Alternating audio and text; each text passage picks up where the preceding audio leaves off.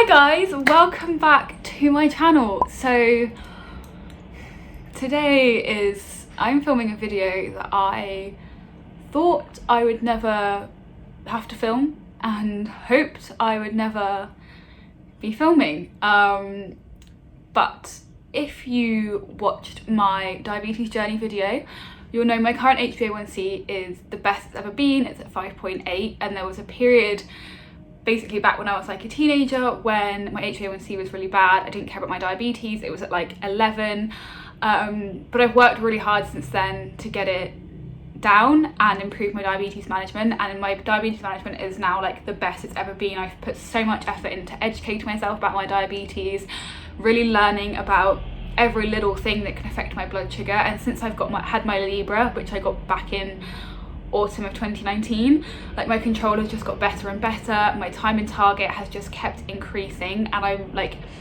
feeling the most empowered with my diabetes that I've ever felt, and the most confident that I've ever felt with my diabetes. But in the same month that I got my best ever HbA1c at 5.8, I then got a letter after my diabetes eye check to say that I have background retinopathy, which is the first sign of diabetes complications at the ripe old age of 22 years old. First of all, I'm really annoyed that they just send you a letter with no doctors to talk to about it, because I was just like, obviously when I got that letter, given my current control, I was just firstly shocked, but also terrified about what that means for me. And yeah, they just give you a leaflet, like basically what you can read on the NHS website about retinopathy, and the basic things like to prevent it, like to help prevent it like getting worse, just like manage your diabetes better is one of the bullet points. And I'm like, okay, that's very broad, thanks for the help. Like I was just shocked that that's how they deliver the news, but also I was just shocked at the news itself, because like I said, my diabetes management now is the best it's ever been. My HbA1c is so good, my time in target is just like constantly increasing, and I'm putting so much work into my diabetes every single day.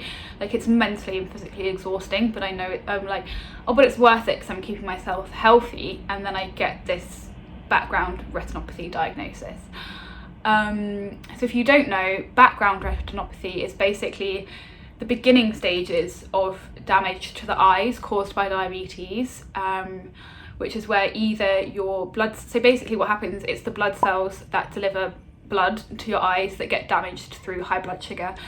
And background retinopathy is just the beginning stages, and it means that they're either bulging or they are leaking, which actually, the thought of something leaking in the back of my eyes is actually terrifying and disgusting, and I don't know how we don't feel it.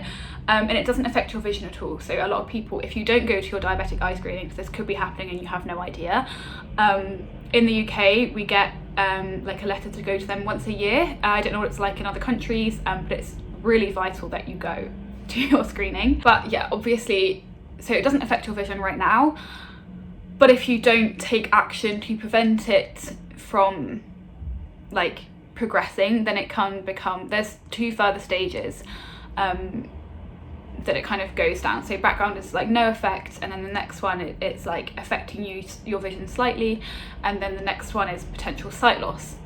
So when they deliver that information to you in a letter in the post, it's kind of terrifying, and it's something on this massive spiral about like, what's my life going to look like in 10, 20, 30 years time? Is my health like gone already? Like do I just give up? Which obviously I'm not going to do.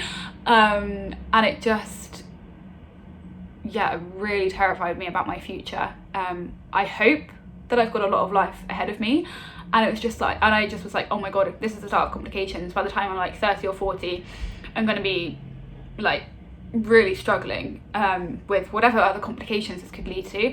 And again, just like a big disclaimer here, please don't leave like horror stories in the comments and tell me that I'm going to die or have kidney failure or go blind or lose my limbs. Like, as type 1 diabetics, we're very much made aware of the dangers that bad control can lead to, and I don't think any of us need any more reminders of that. And so please, if you're tempted to comment horror stories down below, please don't. What I would like is positive stories down below, if possible, of anyone who's experienced background retinopathy or diabetes complications that has found ways to cope mentally, and is just living a positive, happy life. Like, yeah, leave them down below, please. We all could probably use some of that positivity, but please leave out the horror stories. Yeah, on that note, like, it was so bizarre. I never see retinopathy mentioned ever online, like on social media, and then literally like 2 days afterwards I got my diagnosis of this. I saw a really positive post on Instagram with someone that has had background retinopathy for a couple of years, and how she's just like taken action to prevent it going further, and like she's completely healthy in other ways, and like she hasn't experienced any other complications from diabetes yet. And also she's like a young person as well, so I know there's still potential for things to go wrong, but that kind of really helped.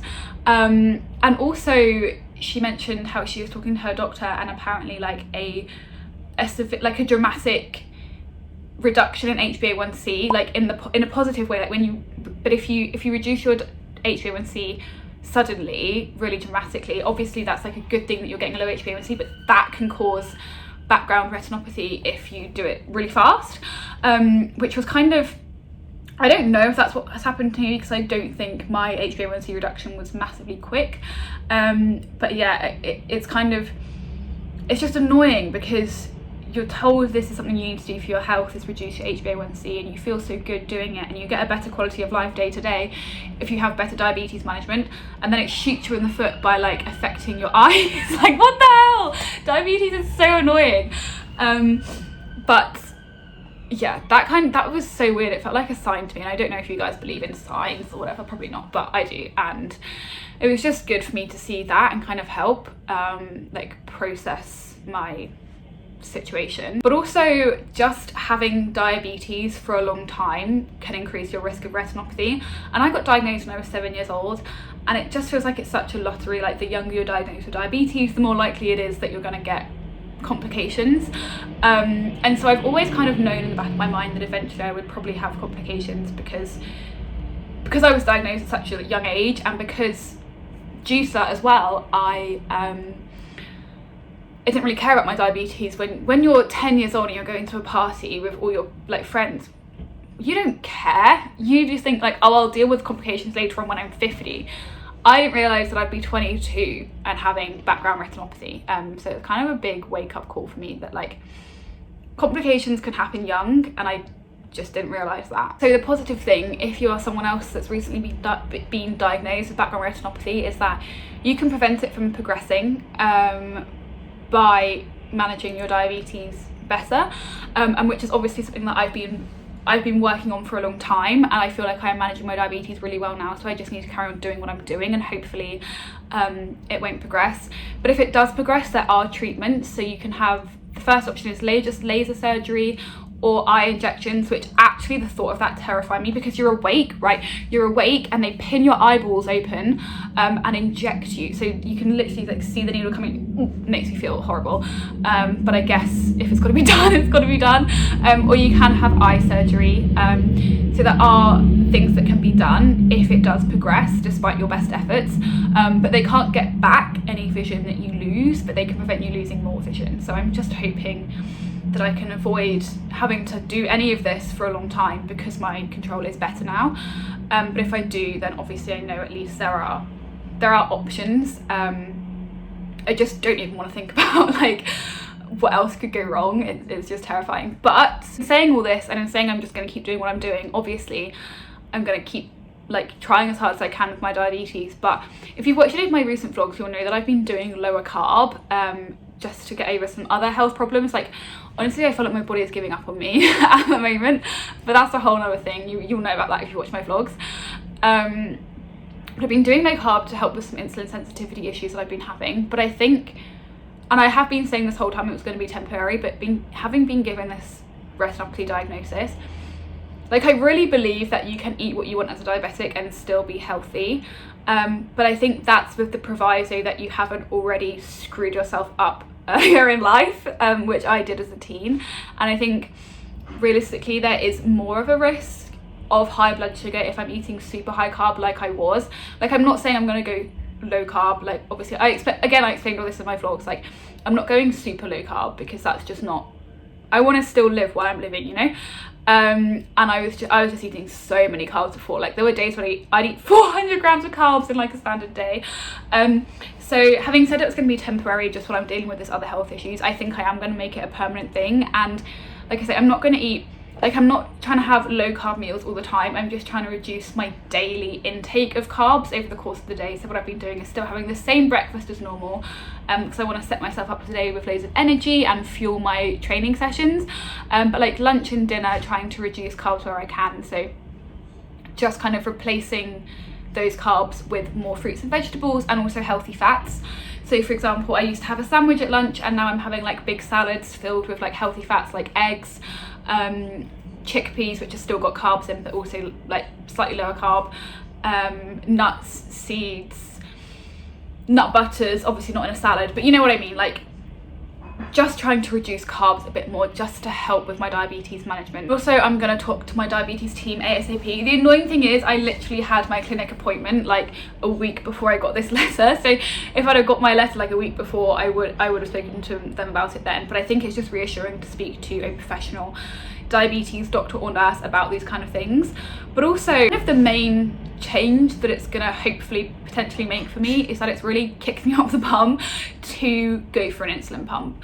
If you've been subscribed for a while, you know that I've been talking about this for so long, but like maybe wanting an insulin pump, maybe not, like just seeing where it goes, because I think it will help, because my insulin sensitivity fluctuates quite a lot, especially before and after my period. That's when I really struggle, and that's when I have the most high blood sugars, because I just can't keep up with it with injections. But I've been like, oh, if I can't get the Omnipod, I'm just not going to get one, because I think the wire would be really complicated and just inconvenient.